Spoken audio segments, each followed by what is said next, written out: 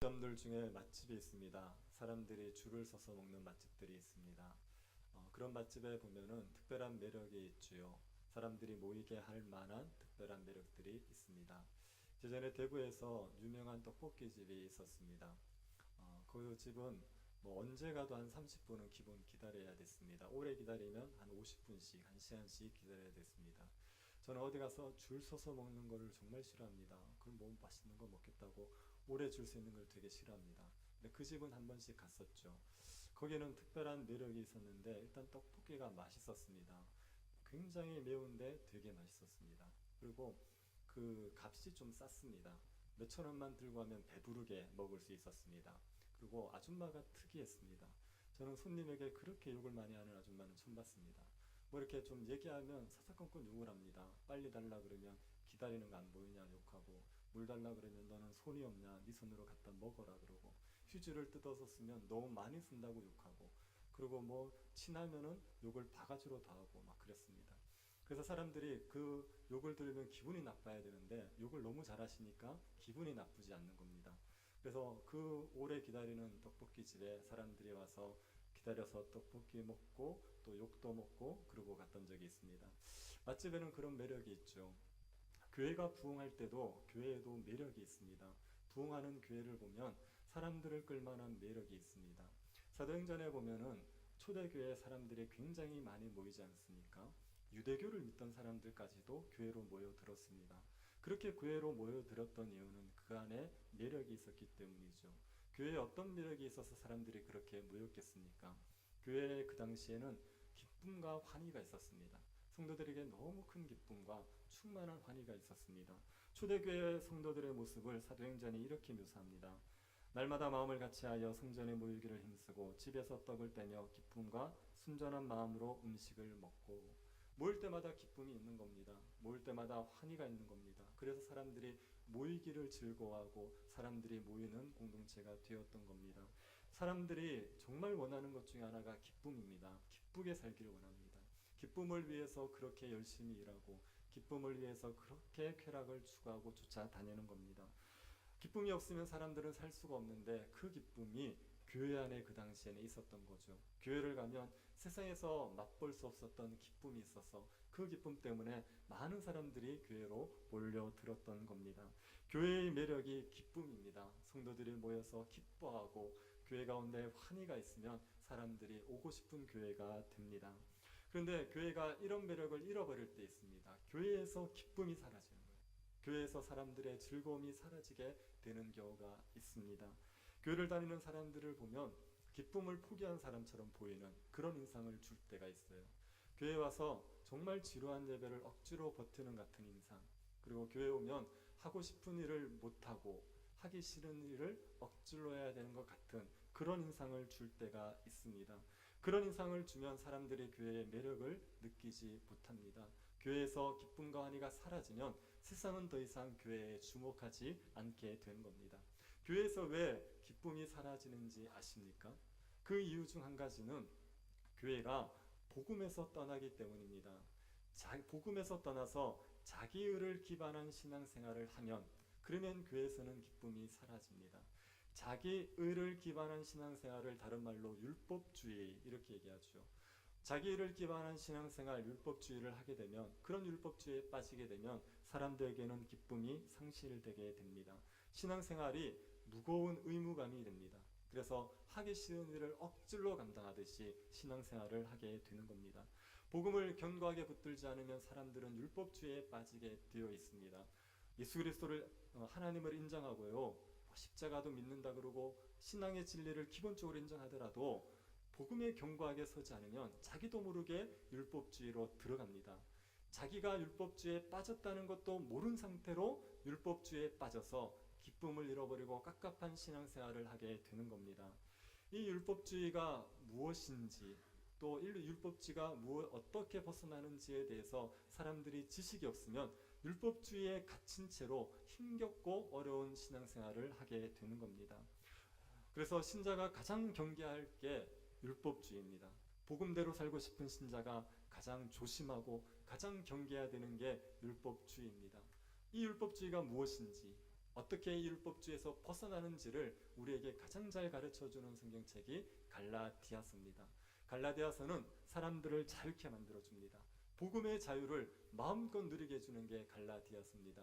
그래서 이 갈라디아서에 이런 별명들이 있습니다. 종교적 자유의 대헌장, 종교개혁의 구호, 기독교 독립선언, 이런 별명들이 있습니다. 마틴 루터가 갈라디아서를 굉장히 좋아했습니다. 사랑했지요. 그래서 갈라디아서와 자기는 결혼했다고 표현할 정도로 그렇게 얘기했습니다. 마틴 루터가 갈라디아서에 대해서 이렇게 말합니다. 갈라디아서 서신은 곧 나 자신의 서신이다. 나는 이 서신과 마치 결혼한 듯한 기분이다. 이것은 나의 사랑 캐더린이다. 캐더린이 루터의 아내 이름입니다. 그래서 갈라디아서를 이것이 나의 사랑 캐더린이다 이렇게 얘기했습니다. 제가 고등학생들 가르치면서 너희들 갈라디아서를 들어보고 갈라디아서가 좋으면 너희들이 사랑하는 사람의 이름을 붙여라. 그랬더니 어떤 애가 이것은 나의 사랑 목사님이다 그렇게 붙였습니다. 네, 여러분도 좋아하는 사람의 이름을 붙이십시오. 네, 이것은 나의 사랑 캐더린이다 이렇게 얘기했던 거죠. 이 갈라디아서는 누가 누구에게 쓴 편지입니까? 1절 한번 보시겠습니까? 사람들에게서 난 것도 아니요 사람으로 말미암은 것도 아니요 오직 예수 그리스도와 그를 죽은 자 가운데서 살리신 하나님의 아버지로 말미암아 사도된 바울은. 갈라디아서를 쓰는 사람이 바울입니다. 바울이 편지를 씁니다. 누구에게 씁니까? 2절 보시겠습니까? 함께 있는 모든 형제와 더불어 갈라디아 여러 교회들에게. 갈라디아 지역에 있는 교회들에게 이 편지를 쓰고 있습니다. 갈라디아 지역이 어디냐면 소아시아에 있는 지역입니다. 지도를 한번 보시겠습니까? 저기 보면 여러분 보시기에 오른쪽 위쪽에 갈라디아라는 곳이 있지요. 저게 골족이라는 사람이 살던 곳입니다. 그래서 저 지역을 골족이 산다고 해서 갈라디아 이렇게 불렀습니다. 근데 저 지역이 로마에 통합이 됩니다. 로마가 저 지역을 점령하지요. 그래서 저기 골지역이 살던 갈라디아부터 저 밑지역 더베가 있는 저쪽까지를 다 통틀어서 갈라디아라는 주로 만들었습니다. 로마의 속주 갈라디아로 삼았습니다. 그래서 갈라디아 그럴 때 원래는 골족이 살던 그 작은 한 지역이었는데 그것이 로마의 지배를 받으면서 한 주를 로마의 속주를 얘기하는 큰 지명이 된 거죠. 저 갈라디아 지역에 지금 편지를 쓰고 있습니다. 사도 바울이 1차 전도 여행 때 저 지역에 복음을 전합니다. 비시디아, 안디오, 이고니온, 더베, 루스드라 이쪽으로 복음을 전하죠. 그 지역에다가 지금 이 갈라디아서를 쓰고 있습니다. 왜 갈라디아서를 쓰겠습니까? 이유가 무엇이겠습니까? 갈라디아서를 보면 사도 바울이 편지를 쓰는 이유를 알 수 있는 구절들이 있습니다. 1장 6절 한번 보십시오. 그리스도의 은혜로 너희를 부르신 이를 이같이 속히 떠나 다른 복음을 따르는 것을 내가 이상히 여기노라. 사도 바울이 지금 갈라디아 교인들이 다른 복음을 따르고 있다 말합니다. 그리스도의 은혜로 하나님께서 갈라디아 사람들을 하나님의 백성으로 부르셨습니다. 그리스도의 은혜란 말은 복음이란 말입니다. 십자가 복음으로 갈라디아 사람들을 하나님의 백성이 되게 삼으셨습니다. 그런데 그 그리스도의 은혜를 떠나서 하나님이 복음으로 그들을 불렀는데 복음을 떠나서 다른 복음을 따르고 있는 겁니다. 다른 복음을 따르는 그들을 보면서 바울이 이상하게 여기죠. 이게 깜짝 놀라는 겁니다. 당황스럽고 깜짝 놀라서 이 편지를 씁니다. 왜 갈라디아 사람들은 다른 복음을 따르게 되었겠습니까? 2장 4절 보시겠습니까? 이는 가만히 들어온 거짓 형제들 때문이라. 그들이 가만히 들어온 것은 그리스도 예수 안에서 우리가 가진 자유를 엿보고 우리를 종으로 삼고자 함이로되. 가만히 들어온 거짓 형제들이 있었습니다. 사도 바울이 떠나고 나서 갈라디아 지역에 가만히 들어온 거짓 형제들이 다른 복음을 전한 겁니다. 이 사람들은 진짜 예수 믿는 사람들이 아니죠. 거짓 형제들인데 이들이 다른 복음을 가르쳤습니다. 왜 다른 복음을 가르쳤습니까? 그 갈라디아 사람들을, 성도들을 종으로 삼기 위해서입니다. 예수 그리스도의 십자가 복음은 사람들을 자유하게 만들어 버립니다. 모든 얽매였던 것에서 다 벗어나서 마음껏 자유를 누리게 만드는 게 복음입니다. 바울이 전한 복음 때문에 갈라디아 성도들이 자유를 누리고 있었어요. 너무 기뻤습니다. 그런데 그들을 다시 종으로 삼기 위해서 그 자유를 빼앗고 종으로 삼기 위해서 이들이 다른 복음을 전한 겁니다. 갈라디아 성도들이 이걸 분별하고 다른 복음을 배척했어야 되는데 그것을 받아들임으로 말미암아 다른 복음을 따르게 된 겁니다. 이 다른 복음은 어떤 겁니까? 5장 3절 4절을 보시기 바랍니다. 5장 3절 4절입니다. 내가 할례를 받는 각 사람에게 다시 증언하노니 그는 율법 전체를 행할 의무를 가진 자라. 율법 안에서 의롭다함을 얻으려 하는 너희는 그리스도에게서 끊어지고 은혜에서 떨어진 자로다. 이 다른 복음은 할례를 받는 것과 관련이 있습니다. 할례라는 것은 우리 식으로 얘기하면 포경수술입니다.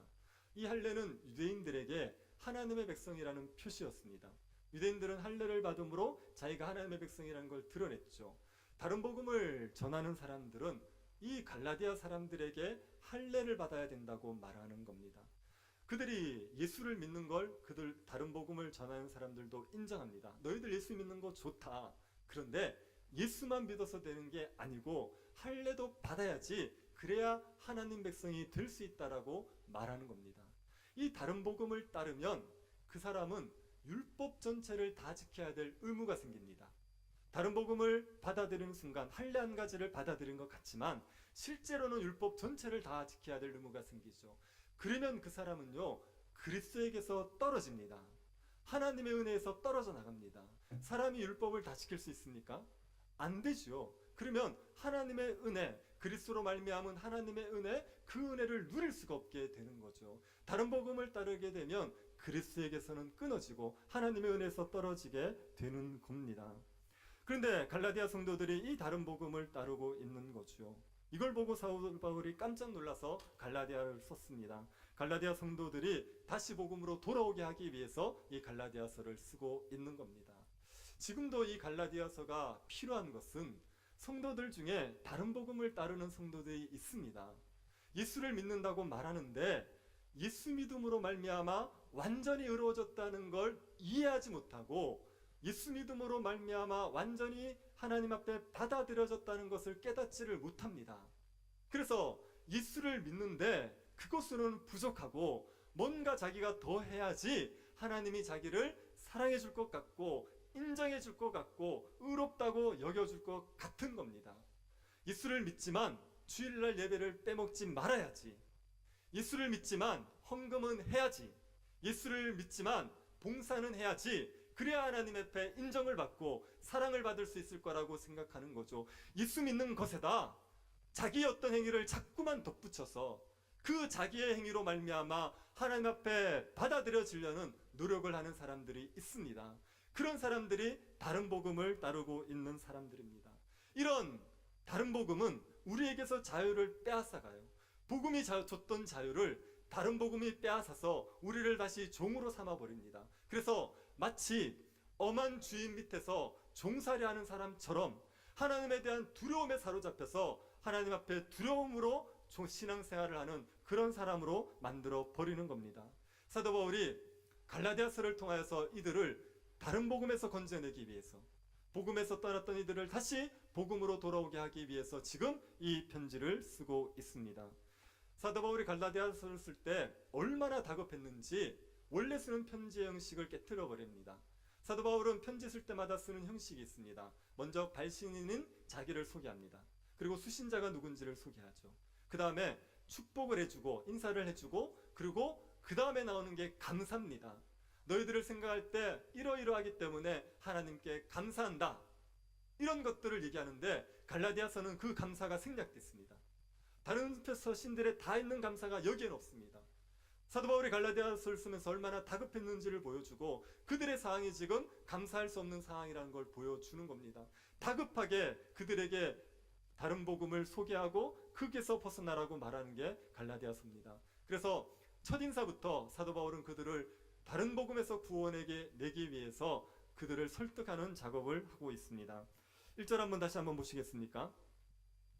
사람들에게서 난 것도 아니요 사람으로 말미암은 것도 아니요 오직 예수 그리스도와 그를 죽은 자 가운데서 살리신 하나님 아버지로 말미암아 사도된 바울이 자기의 사도됨을 설명하고 있죠. 사도라는 것은 보냄을 받은 자 이런 뜻입니다. 근데 이 사도는 예수님의 제자들이나 예수님이 특별히 세우는 사람들만이 사도가 될 수가 있습니다. 사도는 어느 시대에나 있는 게 아니라 교회가 세워질 때, 교회의 기초가 세워질 때 하나님께서 특별하게 세우신 직분입니다. 그래서 이 사도를 비상직분 이렇게 얘기합니다. 사도는 아무나 될 수 있는 게 아니라 몇 가지 조건이 있어야 됩니다. 첫 번째는 부활하신 예수 그리스도를 직접 봐야 돼요. 부활하신 주님을 직접 본 사람만이 사도가 될 수 있고 그리스도에게 직접 부름을 받아야 됩니다. 사도로 하나님 앞 그리스도에게 세움을 받아야 됩니다.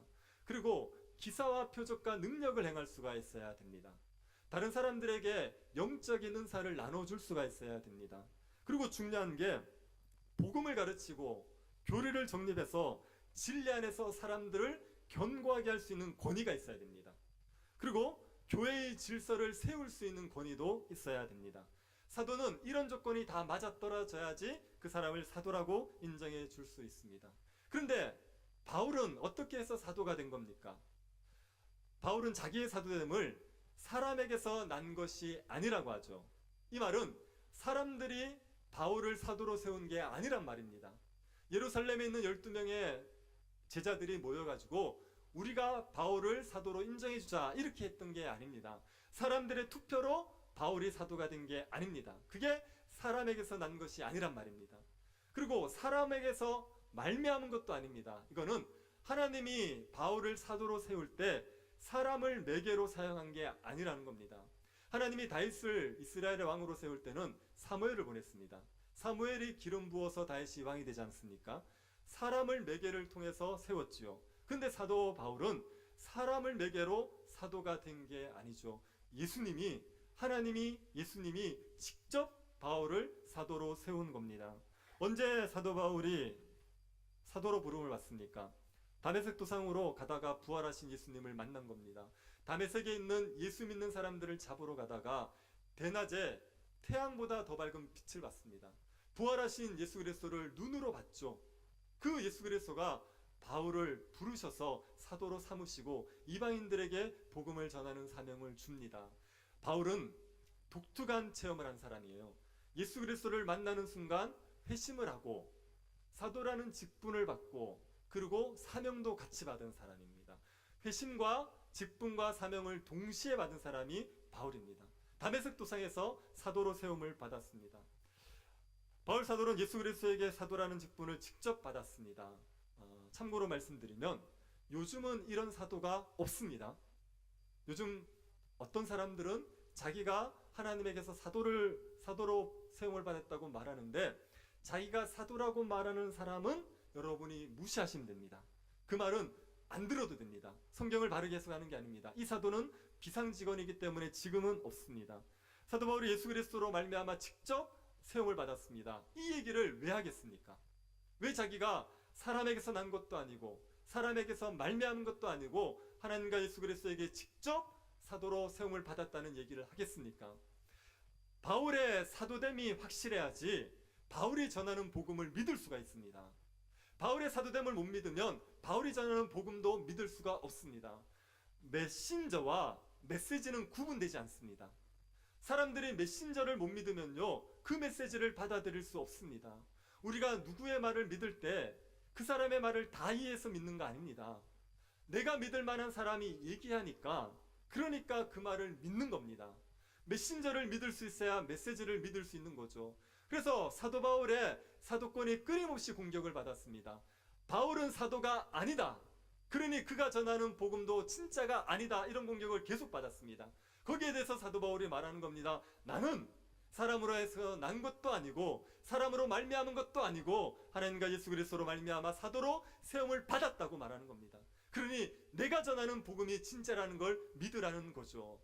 여러분, 우리가 성경을 읽을 때 바울이 쓴 편지들을 보지 않습니까? 신약의 많은 부분들은 바울이 쓴 편지입니다. 이 편지를 사도 바울의 견해로 생각하시면 안 됩니다.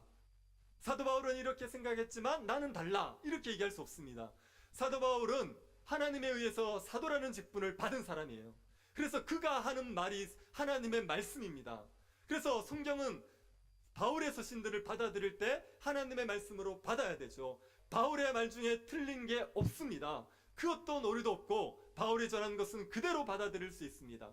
바울이 전한 복음도 우리에게 그대로 받아들이는 예수 그리스도로 말미암은 복음이기 때문에 우리가 그대로 받아들일 수 있는 복음입니다. 그 바울의 복음이 무엇인지를 4절에서 다시 한번 얘기해 주고 있습니다. 4절 보시겠습니까? 그리스도께서 하나님 곧 우리 아버지의 뜻을 따라 이 악한 세대에서 우리를 건지시려고 우리 죄를 대속하기 위하여 자기 몸을 주셨으니, 복음은 그리스도께서 우리를 위해서 자기 몸을 내어주셨다, 대속으로 내어주셨다는 게 복음입니다. 예수 그리스도께서 우리의 몸을 위해서 우리의 죄를 대속하기 위해 자기 몸을 주셨다 이렇게 말할 때, 이것은 예수님이 십자가에 죽으신 것이 우리가 받아야 될 형벌을 대신 받은 거라는 말입니다. 예수님이 십자가에 죽은 게 우리를 사랑한다는 어떤 증거로서 죽거나 아니면 하나님이 우리를 얼마나 사랑하신지를 보여주기 위해 죽은 게 아니라, 예수님이 십자가에 죽은 건 우리가 받아야 될 형벌을 대신 받은 겁니다. 그래서 예수님의 죽음을 형벌 대속적 죽음 이렇게 얘기합니다. 여러분, 이 표현 한번 기억해 두시겠습니까? 형벌 대속적 죽음이라는 것을 예수님의 십자가 죽음으로 이해하지 않는 사람은 복음을 바르게 이해하지 않는 사람입니다. 예수님의 죽음에 대해서 하나님이 우리에게 내려야 될 형벌을 대신 받은 것, 이걸 받아들이는 게 진짜 예수님의 십자가를 믿는 겁니다. 하나님께서 예수님을 우리 대신 십자가에 죽이셨습니다. 이유가 뭡니까? 우리를 어디에서 건져내려고요? 악한 세대에서, 우리를 악한 세대에서 건져내기 위해서 하나님이 예수님을 십자가에 죽이셨습니다. 악한 세대라는 건 악이 지배하는 세상, 악한 가치관의 지배를 받는 그런 세대, 이게 악한 세대입니다. 악한 세대에 속한 사람들은 우리가 생각할 때 나쁜 짓을 하는 사람, 악을 행하는 사람, 그런 사람들만을 얘기하는 건 아닙니다. 우리가 보기에 진짜 악한 사람들 있지요. 제가 예전에 들었던 기사 중에 울산의 계모 사건이라는 게 있습니다. 울산에서 계모가 8살짜리 의붓아이를 때려서 죽인 사건이 있습니다. 그날이 아이가 소풍 가는 날이었답니다. 소풍 가는 준비를 하면서 이 계모가 탁자 위에 2,000원을 얹어놨는데 그게 없어진 거예요. 그래서 아이에게 물었습니다. 2,000원 가져갔냐? 그랬더니 안 가져갔대요. 안 가져갔다 그러니까 거짓말한다고 애를 때린 겁니다. 애를 때려서 죽을 때까지 때렸습니다. 나중에 부검해 보니까 갈비뼈가 16개가 부서져 있었습니다. 아이가 죽으니까 아이의 사망을 감추기 위해서 애를 목욕탕 욕조에 넣었어요. 그래서 욕조에서 목욕하다가 익사로 죽은 것처럼, 구급대원이 왔을 때 아이를 건져내가지고 인공호흡을 자기가 직접 하면서 자기는 죽이지 않은 것처럼 위장을 했었습니다. 정말 악한 사람이죠. 이런 사람은 악한 세대에 속했다고 말할 수 있습니다. 그런데 이런 사람만 악한 세대에 속한 게 아닙니다. 악한 세대에 속한 사람이 어떤 사람인지 에베소서 2장에서 우리에게 명확하게 보여주고 있습니다. 2장 1절 한번 보시겠습니까? 그는 허물과 죄로 죽었던 너희를 살리셨도다. 예수 믿지 않는 사람을 뭐라고 얘기하냐면 허물과 죄로 죽은 존재, 허물과 죄로 죽었다고 얘기하는 건요, 영적으로 죽었다는 겁니다. 육체가 죽은 게 아니라 영이 죽었습니다. 그 사람은 어떻게 살아갑니까? 2절 보십시오. 그때 너희는 그 가운데서 행하여 이 세상 풍조를 따르고 공중의 권세 잡은 자를 따랐으니 곧 지금 불순종의 아들들 가운데 역사하는 영이라. 영적으로 죽은 사람들이요, 공중 권세 잡은 자를 따릅니다. 공중 권세 잡은 자, 사탄의 지배 아래 있습니다. 그래서 이 사람들이 악한 세대에 속한 사람들이죠. 그런 사람들의 특징이 뭡니까? 이 세상 풍조를 따른다는 거예요. 세상의 가치관을 따른다는 겁니다. 세상의 가치관을 따라 살아가는 사람들을 가리켜서 그들을 악한 세대에 속한 사람 이렇게 말합니다. 여러분, 세상의 가치관은 뭐죠? 말세의 특징으로 얘기하는 세 가지가 뭡니까? 자기사랑, 돈사랑, 쾌락사랑, 이게 말세의 특징, 이게 세상의 가치관입니다. 세상 사람들은요, 자기 행복이 최고입니다. 자기의 유익, 자기의 삶의 만족, 자기의 보람, 이것들을 위해서 살아갑니다. 자기가 자기 삶의 중심이죠. 그러기에 자기 행복을 위해서 뭐가 필요하냐면 돈이 필요한 거예요. 돈을 많이 벌어야 행복하니까, 돈을 많이 벌어야 보란듯이 살 수 있으니까, 그러니까 돈거리고 살아가는 겁니다. 그리고 돈을 벌면 그때부터 쾌락을 즐기는 거죠. 쾌락을 사랑하기를 하나님보다 더 사랑하는 겁니다. 그래서 자기를 사랑하고 돈을 사랑하고 쾌락을 사랑하고 살아가는 사람들이, 그 사람들이 악한 세대에 속한 사람들입니다. 우리 눈에 보기에는 그 사람들은 굉장히 반듯한 사람일 수 있어요. 누가 봐도 모범적인 아버지일 수 있습니다. 누가 봐도 모범적인 시민일 수 있습니다. 그런데 그 삶의 중심이 세상 풍속이면, 세상의 가치관이면, 하나님은 없고 말씀은 없고 자기와 돈과 세상 쾌락을 위해서 살아가고 있으면, 그러면 그 사람은 악한 세대에 속한 사람입니다. 그런 사람들은 자기 육체의 욕심을 따라 살아가는 겁니다. 1장 3절 한번 보십시오. 전에는 우리도 다 그 가운데서 우리 육체의 욕심을 따라 지내며 육체와 마음에 원하는 것을 하여 다른 이들과 같이 본질상 진노의 자녀이었더니, 육체의 욕심을 따라 행하는 겁니다. 삶의 기준이 자기의 욕망입니다. 진리를 따라 사는 게 아니고, 이게 말씀에 옳은가 아닌가가 아니라 자기 마음에 원하는 것, 자기의 욕심을 위해서 살아가는 게, 그게 악한 세대에 속한 사람들의 모습인 겁니다. 이 악한 세대에 속한 사람들은 하나님의 진노 아래 있습니다. 세상의 가치관을 따라서 자기의 욕심을 따라 살아가는 사람은 하나님의 진노 아래 있죠. 그래서 이 사람들은 뭐를 모르는지 압니까? 평강이 뭔지를 모릅니다. 평안이라는 게 어떤 건지를 모릅니다. 항상 진노 가운데서, 죄의 고통 가운데 두려워하고 염려하고 불안하게 살아가는 게 악한 세대에 속한 사람들의 모습이죠. 세상 사람들 사는 거 한번 보십시오. 그들에게 평강이 있습니까? 사람들이 정말 부럽다고 얘기할 정도로 그렇게 마음 편하게 평강을 누리면서 살아가고 있습니까? 얼마나 불안해합니까? 돈 많은 사람들 부러워하지 마십시오. 우리는 돈이 많아 보지 않아서 그 고통이 어떤지 모르지요. 그런데요, 돈 많은 사람들 결코 마음 편하지 않습니다. 세상에서 성공한 사람들요, 상위 1%에 있는 사람들요, 정말 괜찮을 것 같습니까? 그 삶이 얼마나 고단하고 얼마나 힘들지 모릅니다. 없는 게 감사한 겁니다. 동의하지 않죠? 너무 없으면 안 되지만 그래도 이제 먹고 살 정도로 있는, 이게 감사한 겁니다. 우리 세상에서 살아가는 사람들이 다 그렇게 살아가니까 다 그렇게 살아가고 있어서 잘 사는 것 같죠? 절대 그렇지 않습니다. 내면을 들여다보면요, 정말 죽지 못해 사는 거예요. 너무 괴롭습니다. 불안하고요, 마음 편하게 하루를 못 살아요. 제가 이전에 애들 데리면서 중학생들 수업하면서 그렇게 얘기했습니다. 뭐 이렇게 너희들 막 불안하고 힘들고 이렇게 살아가지 않니? 그러니까 한 친구가 저한테 얘기했어요.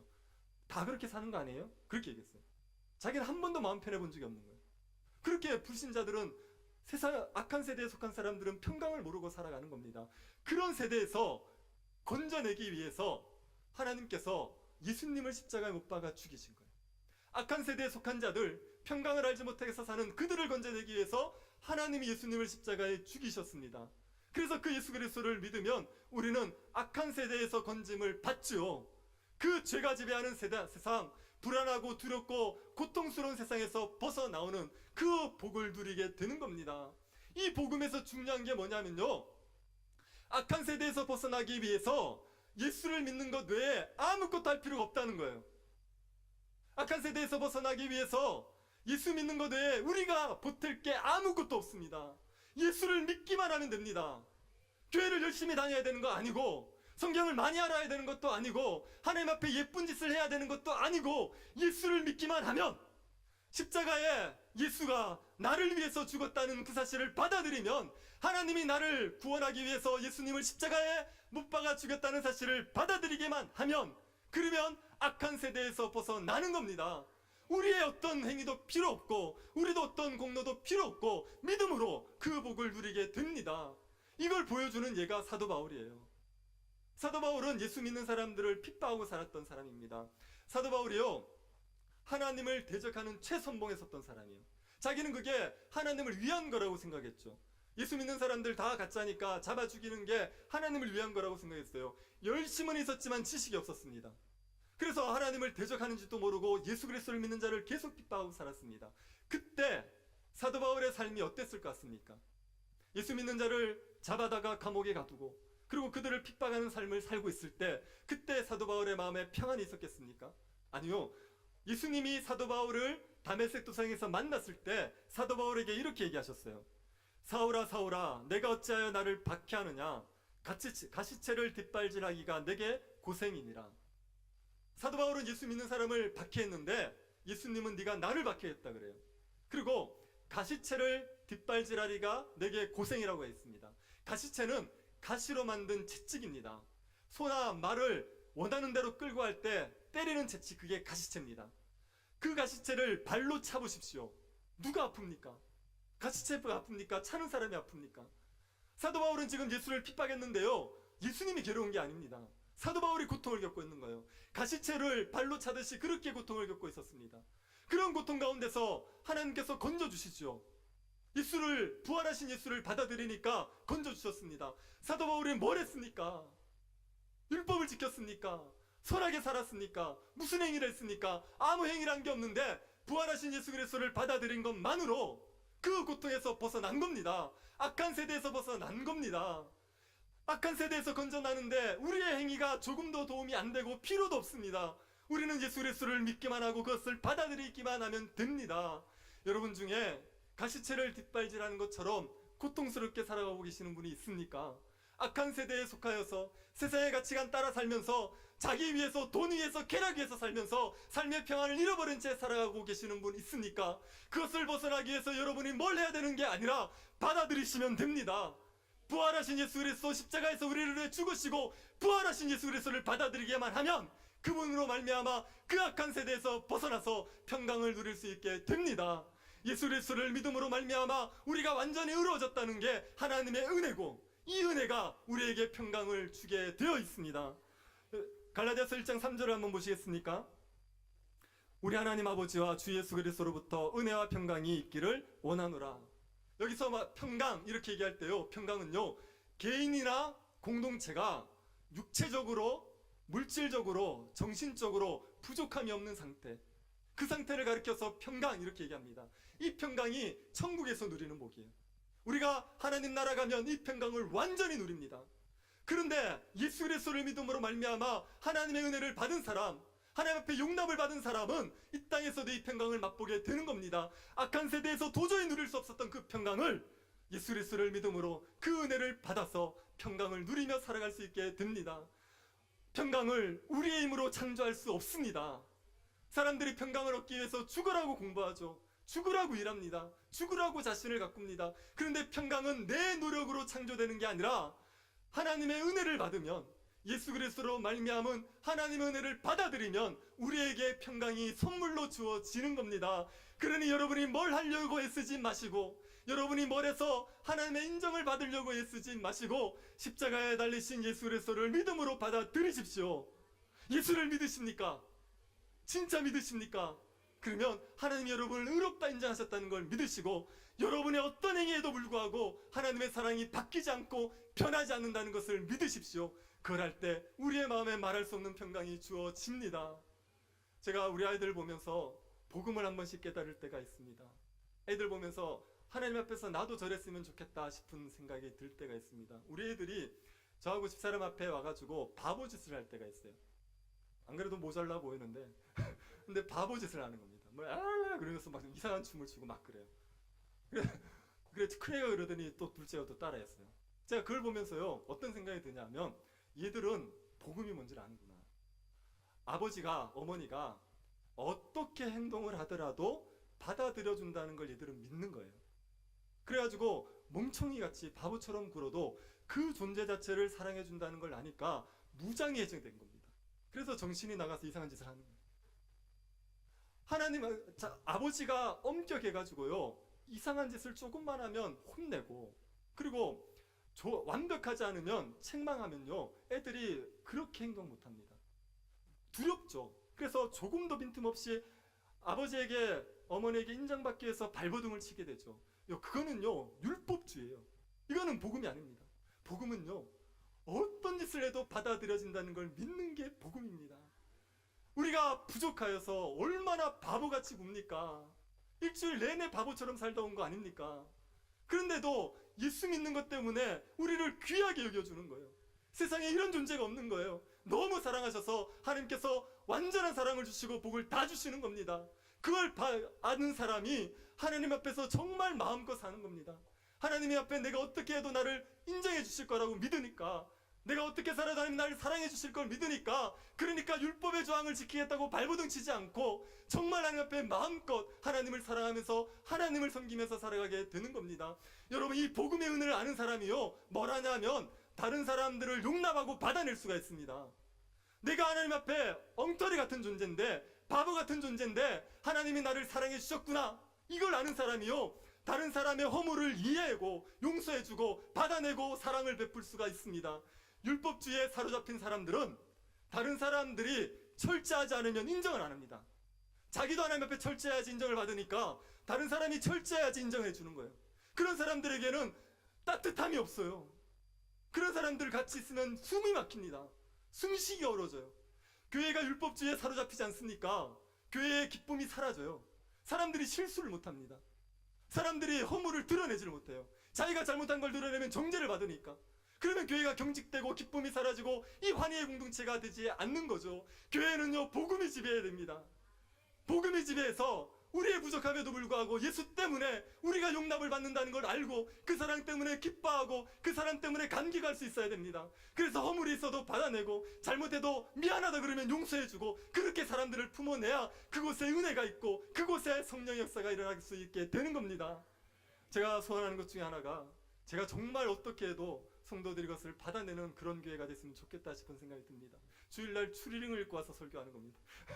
그래도 괜찮고 슬리퍼를 신고 와도 괜찮고 머리를 올리든지 내리든지 밀든지 어떻게 해도 그 존재 자체를 받아주어주는 교회가 그러면요, 교회 오는 게 얼마나 좋은지 모릅니다.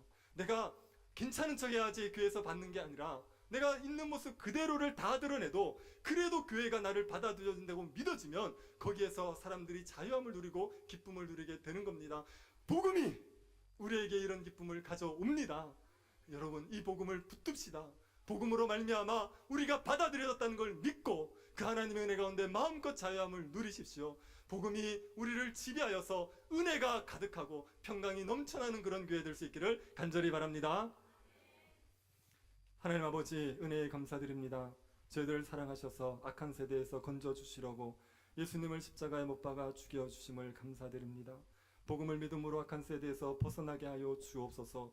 가시채를 뒷발질하는 고통스러운 삶에서 벗어나 하나님이 주시는 평강을 누리게 하여 주옵소서. 예수 그리스도를 믿는 것만으로 모든 죄가 사해지고 하나님의 자녀가 되었습니다. 이 복음에서 떠나지 않게 하여 주셔서 날마다 복음으로 말미암은 평강을 누리는 주의 백성들 되게 하여 주옵소서. 걸어가신 예수님 이름으로 기도드립니다. 아멘.